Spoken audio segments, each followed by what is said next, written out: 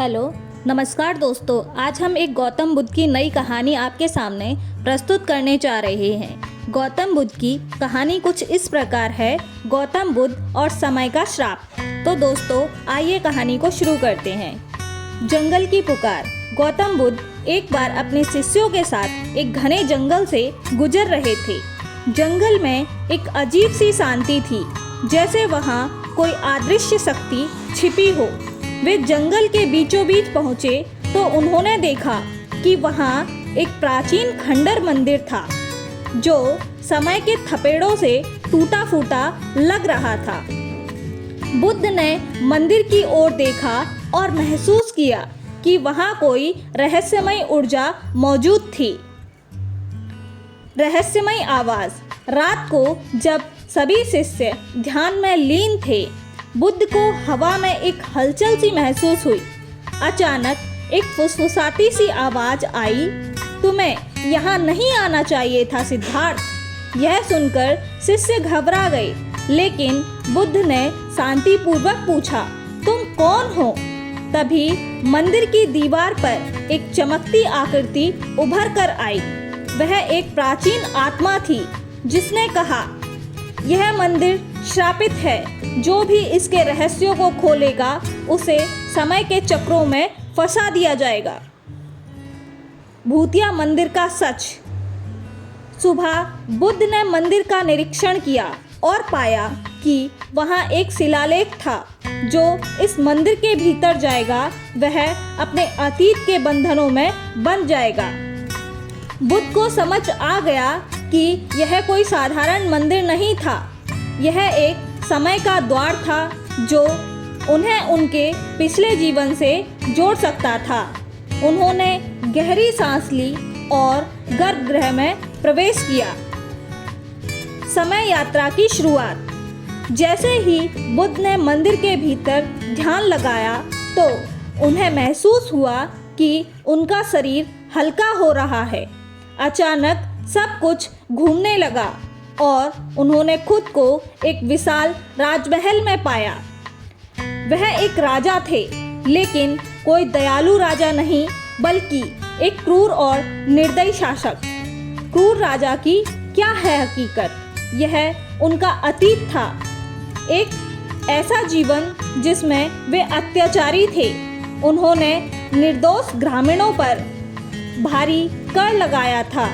उन्होंने इस मंदिर को नष्ट कर दिया था, यह सोचकर कि यहाँ विद्रोह छिपे हुए थे। उन्होंने अपने ही सैनिकों को आदेश दिया था कि कोई भी जीवित ना बचे।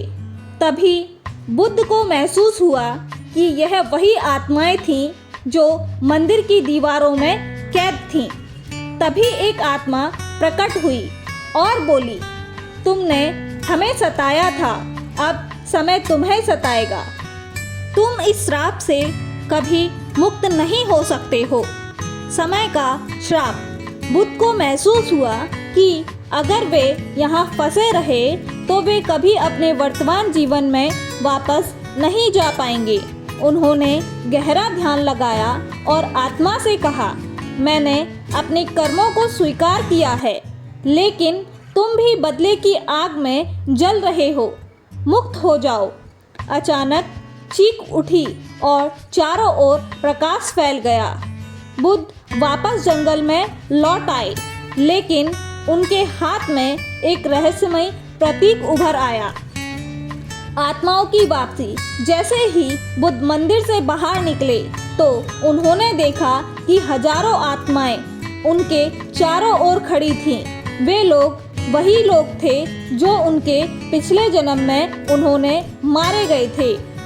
उनमें से एक आत्मा आगे आई और बोली, क्या तुम्हें याद है कि तुमने हमें कैसे मारा था? तभी मंदिर की दीवारों पर छवियां उभरने लगी, बुद्ध के पिछले जन्म की क्रूर यादें। न्याय और मुक्ति। एक आत्मा चिल्लाई, स्वीकार करना ही काफ़ी नहीं है, हमें बदला चाहिए। तभी कक्ष में हलचल मच गई।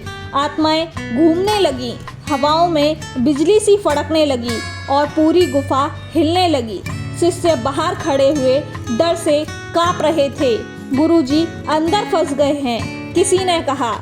अहंकार का नशा।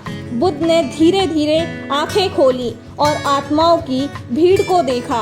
उन्होंने बस एक वाक्य कहा, बदला तुम्हें शांति नहीं देगा, केवल पीड़ा देगा।